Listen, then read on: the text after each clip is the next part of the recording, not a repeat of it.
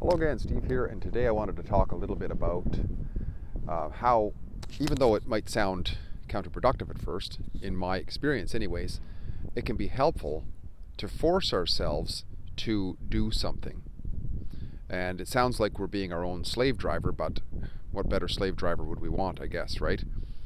Now, I'm going to share three examples from my own life, and hopefully this will be helpful for some, maybe in their lives. Not doing exactly what I did, but the idea of it, right?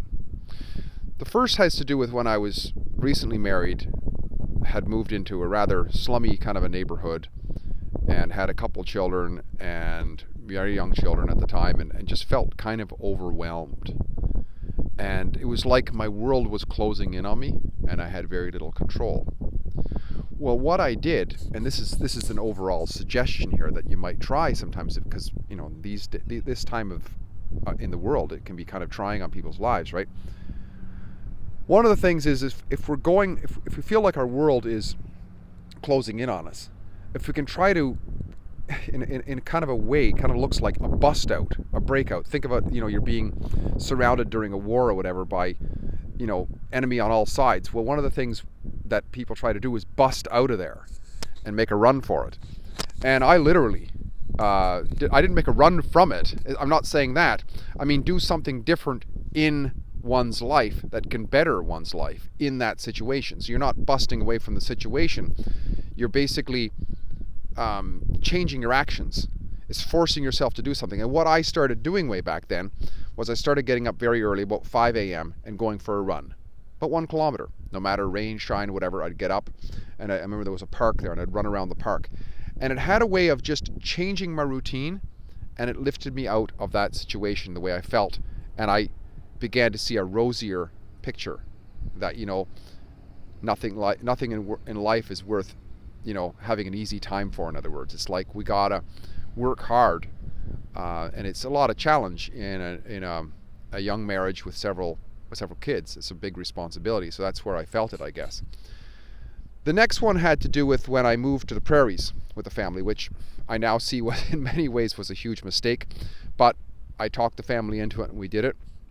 And in the depths of that first winter, it was rough. It was rough on the relationship with the family. It was rough. It was extremely cold. It went down to below minus 40, and I was thinking, what the hell did I get myself into?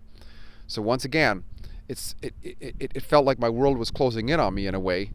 So I decided to do something about it, take some action, force myself, which wasn't easy to do. And I started getting up at 4 a.m. every morning and writing a blog. And that blog grew in popularity worldwide up to 7,000 members at the time, until I was censored by Google and kicked off the platforms that I was on. And I wrote a book about it. It was called Free Your Inner Genie. And at the bottom of it, it says, warning, this book has been banned by Google, or this information has been banned by Google. So that was a very constructive and very helpful, I think. And the third one had to do with around now. I mean, there's a lot of things going on, and I was working a project away from home, and all this, COVID-19 started coming at us and so on, and I couldn't go back home, and I was stuck here, fortunately still working and so on. But it felt very challenging. So I started something again very similar, which is now I'm blogging again. I'm getting up at 5 this morning, 4:45, and writing a blog on a daily basis as much as possible. And I find there's something cathartic about this. There's something that if we're in a situation and we change what we're doing, all of a sudden things look different, right? Because everything's kind of connected. There's dominoes that fall, right? And I find that this is the case. So I think it's also about taking the responsibility for being in that situation to some extent, and then taking the responsibility for changing one's actions to better the situation. Because we can't really change the outer world in the moment, but we can change the inner world in terms of what it is that we're doing. And from that perspective, because it's like we're all of a sudden standing on a different vantage point, things look differently, right? So there's something about that. Like, I had to realize that in my early marriage years that I made a decision to get married. It was a good decision. I made a decision to have children. It was a good decision, excellent decision. and it was challenging. So there was no sense complaining about it. There's only need to rejoice it, but to do something to break out of the sort of perspective of overwhelming challenge, because that's largely what it was. And then in the case of moving to the prairies, well, I had to take responsibility inside. I was the one who instigated this. I came along here. I'm here by my own volition, and there's a challenge here, so I can mope and dope about it, or I can, hunker down, get something done. And it's stuff that I never would have done. Had I not moved there, I never would have done that blog. I never would have had those 7,000 subscribers, and I never would have written what I consider to be a great book, Free Your Inner Genie.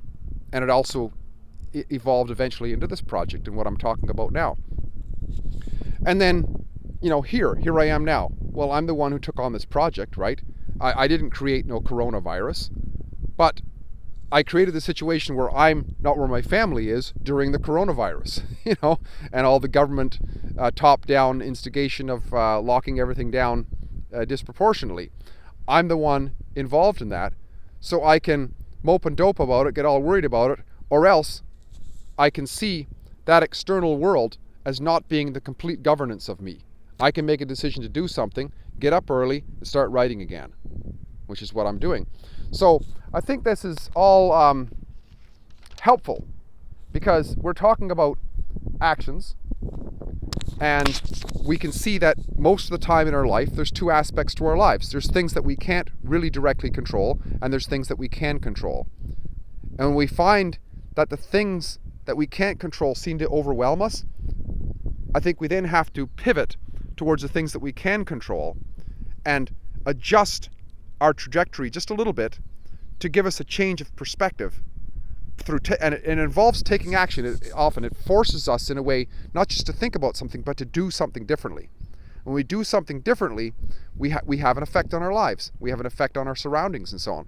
It's like, the old saying, if you got a dirty room and it doesn't feel great, if you take the time to clean up the room, all of a sudden you can feel great.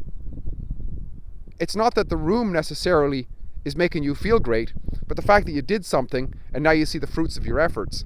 It's like a different perspective. It's the same room, but it looks totally different, because it is really, right? So I think this is an important lesson, certainly an important lesson for me, that when I get in the challenge to do something, get in a challenge of my surroundings, that it seems overwhelming, just to do something differently, something constructive, and all of a sudden things look a lot differently. And it feels wonderful, and it can be very constructive. I guess the key is to keep on doing those constructive things over and over and over again, and then success builds upon success. Steve here, great chatting. If you like what I'm doing, please like, subscribe, and share. Comment in the box below. We'll talk again soon. Bye for now.